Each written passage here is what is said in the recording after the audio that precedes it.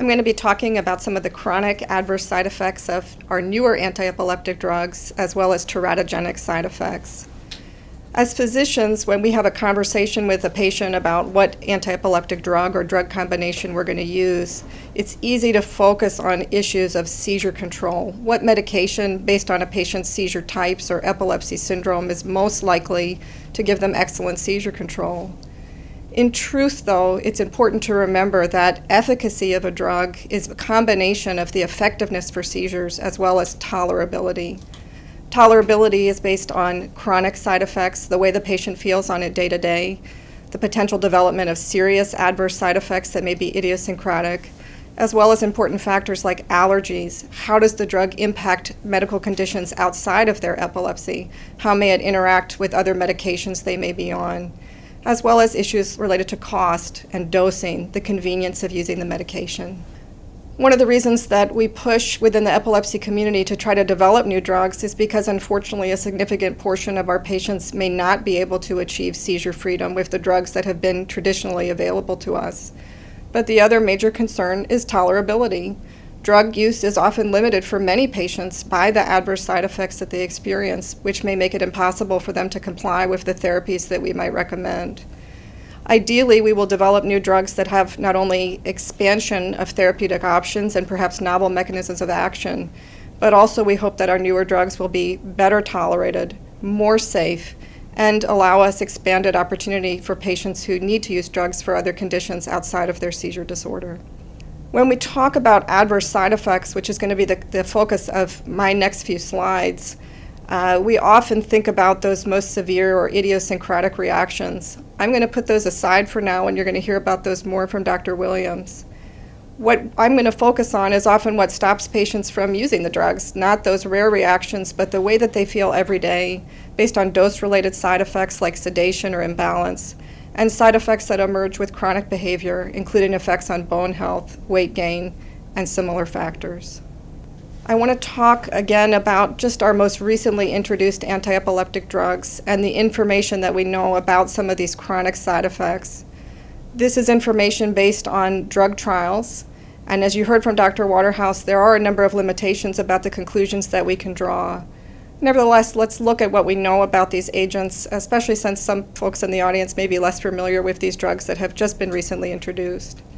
Clobazam is recently approved in the United States. It is a benzodiazepine, and it's been available for a number of years outside of the United States. So this is a drug where we actually have a good bit of knowledge about how patients might feel with chronic use and with introduction of the drug. In the recent studies looking at clobazam as add-on therapy for Lennox-Gastaut therapy, about 20% of patients stopped the drug in the trial due to adverse side effect at high dose, compared to 3% of patients who were exposed to placebo. The most common side effects, not surprising for a benzodiazepine, were somnolence.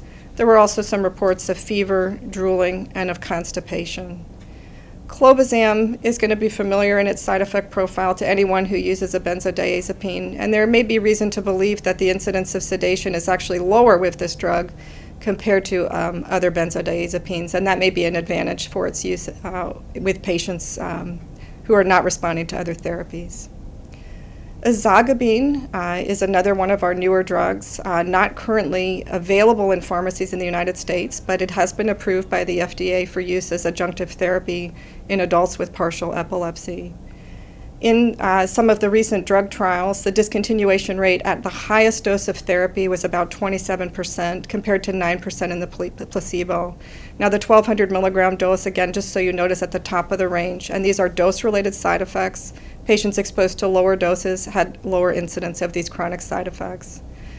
The side effect profile is actually quite similar to a number of our older drugs. So dizziness, somnolence, confusion are among the most highly reported adverse side effects. Some of the things that are unique to ezogabine compared to other drugs was incidence of urinary retention or infection. This was in a low number of patients and probably related to the incidence of potassium channel blockade to affect the bladder muscles. This will be something that requires observation if we introduce the drug into use. Lacosamide is another more recently introduced drug that is already approved and in use in the United States. In the studies that were used to submit to FDA for approval, the discontinuation rate for adverse effects at 400 milligrams a day was 18%, and 27% at 600 milligrams per day, compared to 5% in the placebo group, based on this dose-related emergence of higher rates of side effects at the 600 milligram dose without a clear increased efficacy against seizure. The target dose in practice has actually been a maximum of 400 milligrams per day. Again, side effects are probably very similar to other sodium channel blocking drugs that have been traditionally available for use, with common side effects reported including dizziness, nausea, vomiting, and visual side effects like diplopia and visual blurring. There are reports that this drug can prolong the PR interval on the EKG, and there have been rare case reports of atrial fibrillation and atrial flutter in patients using the drugs at high doses and with other underlying risk factors for cardiac disease such as diabetes. In a meta-analysis of data from these studies, it was seen that the drug appears to be better tolerated when used in combination with AEDs that are not also sodium channel blockers, and this may be a useful factor to consider when you use the drug in polytherapy.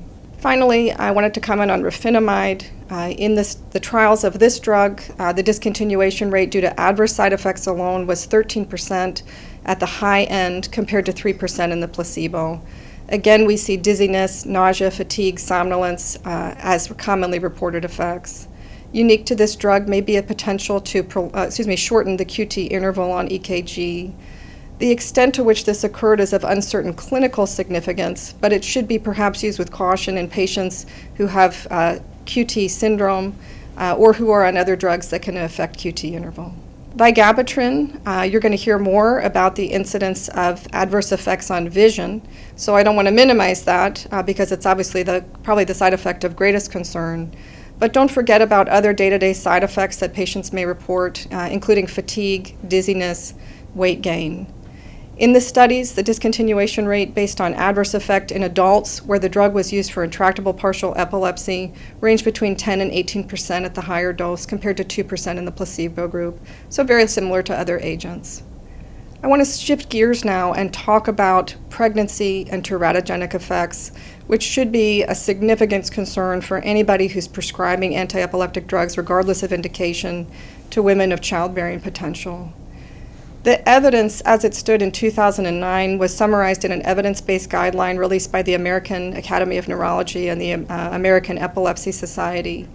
And what it came to show at that point in time was that the teratogenic effect is increased in infants exposed to the drug in the first trimester in monotherapy use versus no AED, and in polytherapy combinations compared to monotherapy combinations.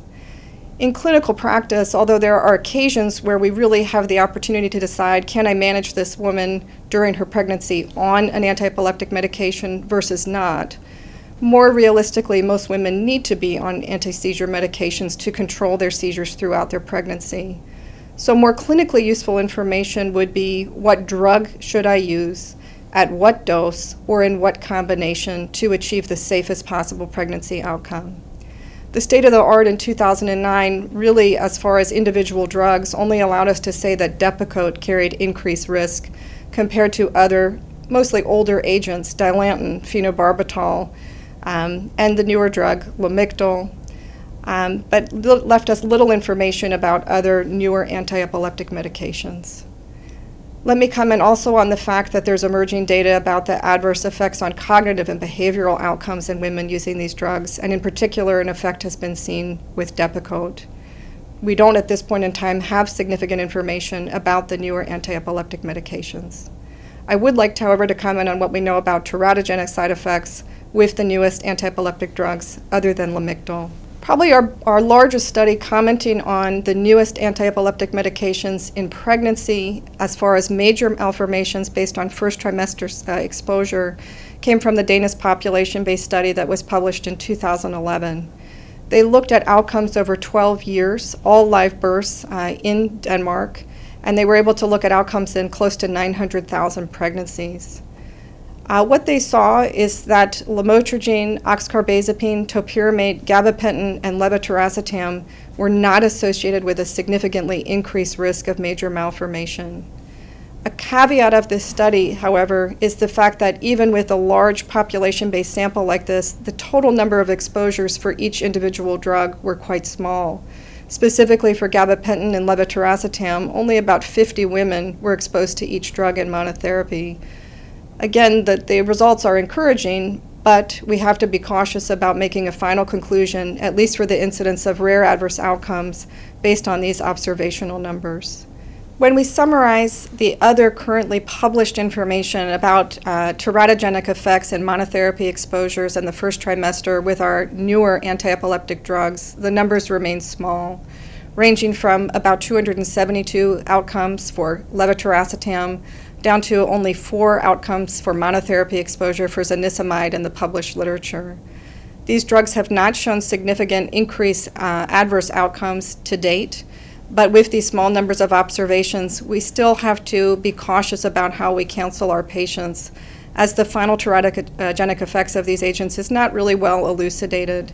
Hopefully, with emerging data from large international pregnancy registries and participation of our patients around the world, down the road we'll be able to give our patients, our female patients, better information about specific drugs and specific doses or combinations that may be safest during pregnancy.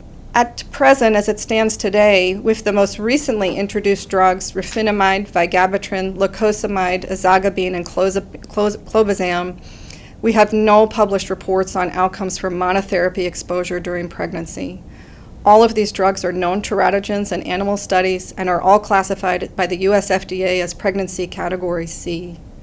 Whether you feel more comfortable using these drugs in pregnancy compared to an older agent where we do have some information on pregnancy outcome is, I think, a very personal decision and a conversation that you need to have in detail with your patients when choosing how to manage them during pregnancy, or as you choose an agent in a woman of childbearing potential who may not be planning pregnancy at the present time.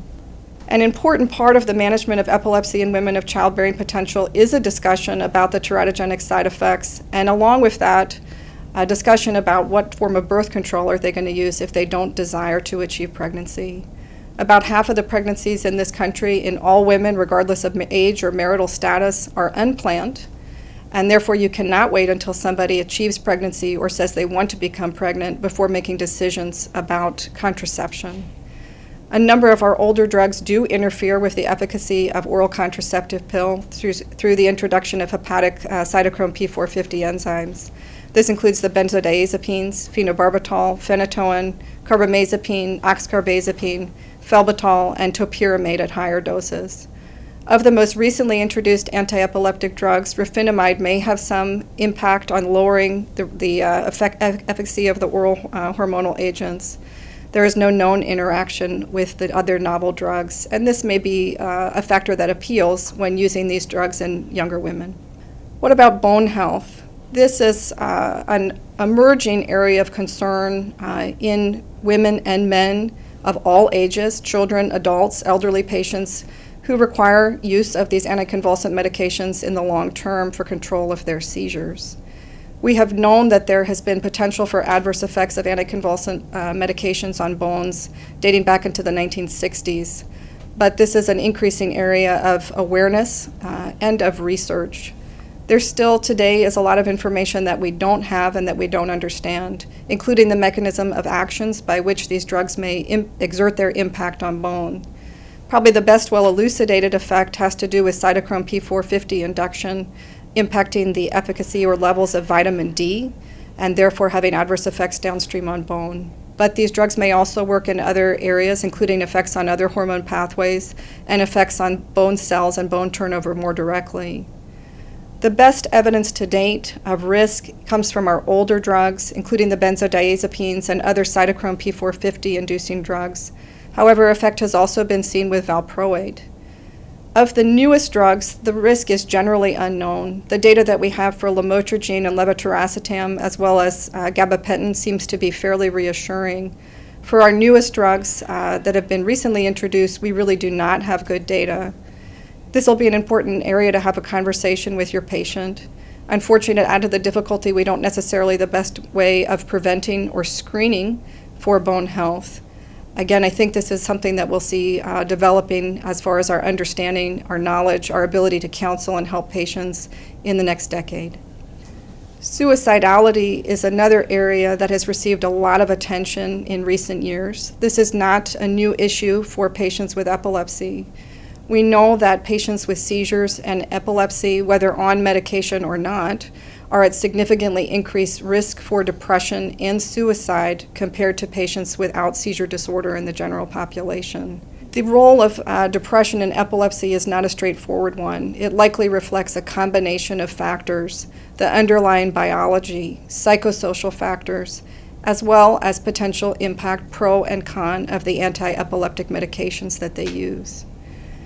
The role of the drugs in particular, however, really received a lot of attention in 2008 when, as you heard, the FDA issued a safety alert requiring now wording on all anti-epileptic drugs as a class to let patients be aware that there may be an increased risk of suicidal behavior and ideation with these agents. This was based, as you heard, about a meta-analysis of placebo-controlled AED trials that included at least 30 subjects used for any indication.